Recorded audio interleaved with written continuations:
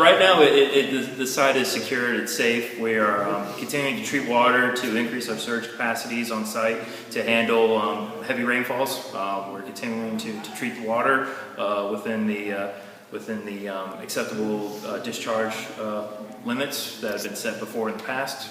732 million gallons sounds like a lot. It is a lot. It's acidic too, right? Yeah, it has a low pH, anywhere approximately 2.1 to 2.4, depending on which area you grab the sample from. Would you stick your hand in it? I see animals and birds swimming in it all the time. It's pH is a little funny thing. Even though it has a low pH, it's not a very strong pH. The molarity of it's not very strong. It's not like it's a pure acid that you would stick your hand in, like sulfuric acid. It would cause a significant burn.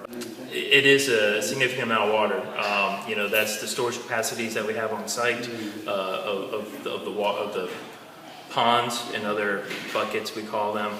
It's a significant amount of water. It rains 66 inches on average a year here, so that's an additional potentially 600 million gallons of water that we potentially have to address as well. 2002 that they approved the mound. I couldn't even remember what year. I thought maybe it was back in the 90s. I've been with this so long. At any rate, 2 years later they go bankrupt, but they continue to operate and continue to build this second mound. We already had one mound. Now we've got two mounds. And some of us knew it was a bad idea, the Planning Commission, but our county supervisors overrode the Planning Commission and said, oh no, we want this second mound. Now look where we are. There's no jobs. We have a second ugly mound.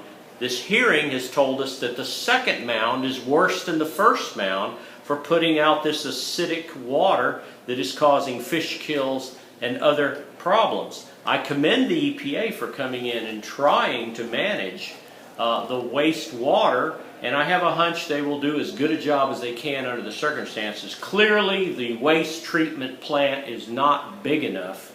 They don't have the capacity. They don't have the ability to handle the amount of rain that we get, which the rain, each time it rains, it generates this wastewater that is so toxic.